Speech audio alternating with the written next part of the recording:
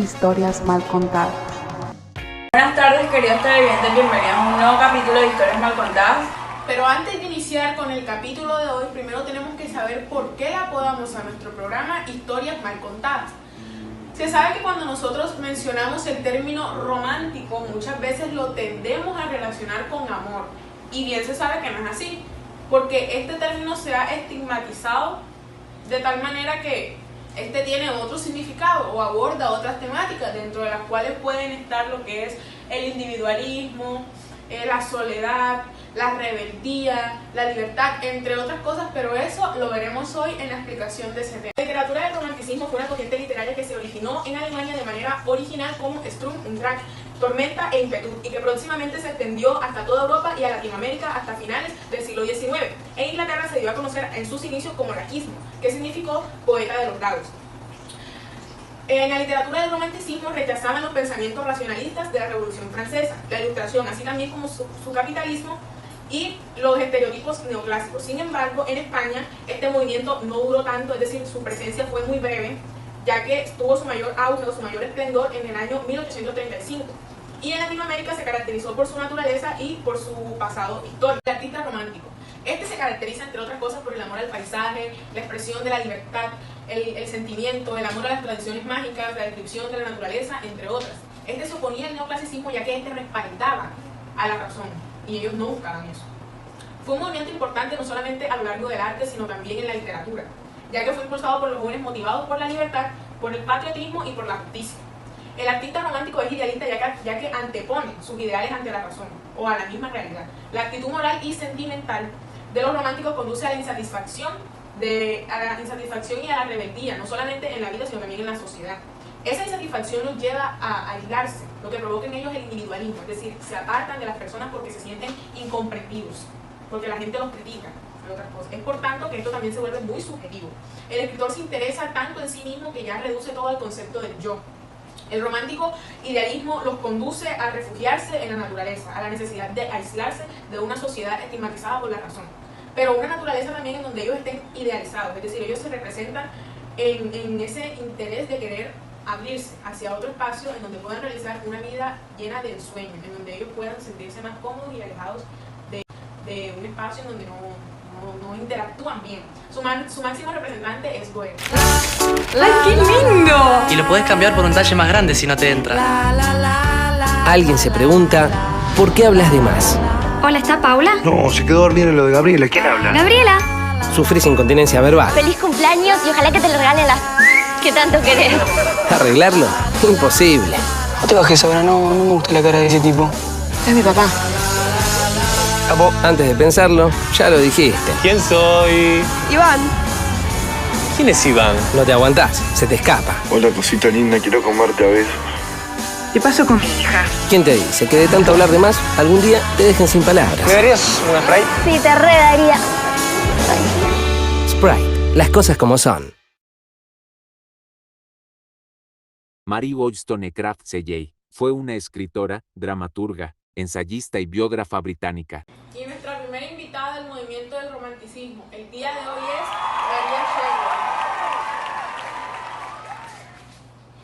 Buenas tardes, muchas gracias por su invitación, ya que me dan el placer de viajar en el tiempo y hablarle un poco acerca de las características de este movimiento. En primer lugar tenemos la rebeldía ante la razón y el mundo. Esta se convirtió en la bandera ideológica y estética. Los personajes los representaban como antihéroes, que representan la actitud de erradicación y inconformismo propio de los personajes. En segundo lugar tenemos la rebeldía por la naturaleza, que eran aquellos jóvenes que se caracterizaban por sus chaquetas de cuero. Por ejemplo, eran rebeldes y eso representaba a la juventud y a la adolescencia como época de ruptura. En tercer lugar tenemos rebeldes sobrenaturales, que esta característica puede hacer énfasis en el auge de las obras fantásticas, como por ejemplo Crepúsculo. En cuarto lugar tenemos rebeldes comprometidos, que eran aquellos evolucionistas que eran fieles a sus ideales, tanto políticos como sociales. Tenemos el individualismo, que eran aquellas personas que se aislaban, y el subjetivismo, que no aceptaban la realidad. A continuación le voy a decir una de las características literarias. En las obras se acentuaba la importancia de las emociones y los sentimientos. Los autores eran idealizados. Se imponía la originalidad, se cultivó el género poético y narrativo, se le dio importancia a las historias nacionalistas y tradicionales. Muchas gracias. Jorge Ricardo Isaacs Ferrer fue un novelista, escritor y poeta colombiano del género romántico. Bueno, ¿y ahora quién sigue? Nuestro segundo invitado del día de hoy es el señor Jorge Isaac.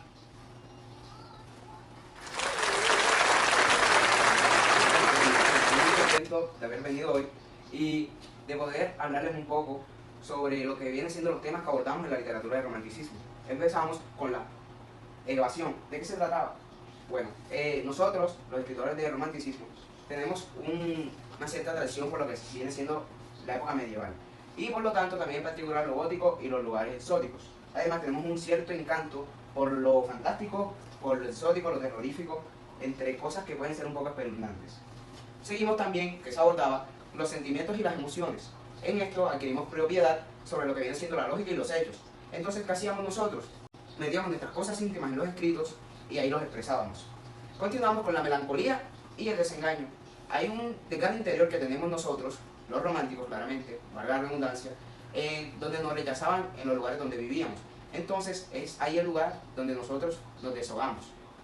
También conseguimos con el culto a la muerte. Durante esta época del romanticismo se sentía curiosidad por todo aquello que no se ve. Entre esas cosas está la muerte y la espiritualidad. Por lo tanto, además, muchos de nosotros los románticos sentíamos un rechazo a la vida y al culto. Entonces por eso la muerte intermedia como manera efectiva de respuesta. Seguimos con la inocencia y sabiduría de la infancia. La infancia es vista como la edad de oro, mientras que la madurez es la etapa del desengaño. Por lo cual, eran los niños la manera perfecta de darle un toque de inocencia a nuestras obras. El misticismo y la espiritualidad. Este es muy importante, ¿por qué? Porque la religión hace parte fundamental en las obras, pero dándole un toque un poco escéptico. Disculpen, lo que pasa es que ya la vejez y tanta cosa siempre hace que uno se olvide de lo que pasa. Seguimos con la naturaleza. En las representaciones artísticas del romanticismo, la naturaleza adquiere total importancia, ya que en ocasiones se le atribuía poderes curativos, en otros casos en fuente de inspiración de imágenes, ya que en ese tiempo la fantasía era muy importante. Ahora me permiten hablarles un poco de lo que fue la poesía gaucha. La poesía gaucha fue un tipo de lírica que apareció en Hispanoamérica, sobre todo en Argentina. El gaucho fue una gran fuente de inspiración para los románticos y por ello hay dos obras claves sobre él. ¿Cuáles son? Facundo, que se dio en 1845, que fue publicada por Faustino de Sarmiento. Esta se trataba de una novela romántica en la que se presentaba a los gauchos como el símbolo de la fuerza tradicional y contra las reglas de la sociedad, supuestamente civilizadas, que se muestran una visión negativa y antiprogresiva de los gauchos. Y la otra es Martín Fierro. Esta fue en 1872 y nos presenta, a diferencia de Muchísimas gracias, señor Jorge Isaac, por acompañarnos en este capítulo de Historias Mal Contadas para poder informar a las personas sobre lo que fue el movimiento de la literatura. En relación a las vertientes nacionales, el romanticismo fue sumamente importante en Europa y en América, continentes en los que llegarían muy tarde pero con mucha más fuerza, sobre todo en América Latina, dado a sus intereses nacionalistas, siendo los principales romanticismo alemán, el primero en originarse y gracias al cual se expandió el movimiento en Europa. Romanticismo francés tuvo su auge durante el siglo XIX. Echó mano a las lenguas provinciales y a la tradición francesa previa a la Revolución y al pensamiento racionalista.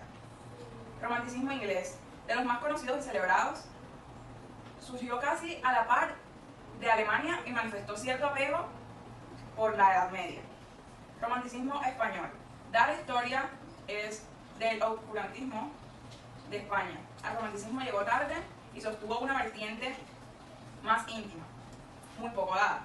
Romanticismo italiano, sostuvo mucha inspiración del alemán.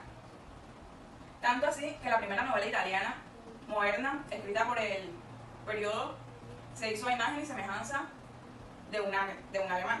Romanticismo ruso, muy importante, pues autorizó la lengua rusa a la creación literaria, algo que no se estilaba hasta su llegada a principios del siglo XIX. Romanticismo estadounidense, estuvo encabezado principalmente por la figura de Edgar Allan Poe, dando hincapié o dando importancia al relato policíaco y a la novela gótica. Romanticismo latinoamericano, a lo largo de sus distintos países, el continente latinoamericano fue prolífico durante su época romántica. Algunos autores destacados y sus obras: Víctor Hugo, Los Miserables; Mary Shelley, Frankenstein o El moderno Prometeo; Lord Byron, Don Juan; Edgar Allan Poe, El gato negro; Johann Wolfgang von Goethe, Fausto; William Blake, The Tiger; Alexander Dumas, Los Tres Mosqueteros; El Conde de Montecristo; Rosalía de Castro, Cantares gallegos; Oscar Wilde, el relato de Dorian Gray; Jorge Isaac, María; Walter Scott, La Dama del Lago; y por último, Jane Austen, Juicio y Prejuicio.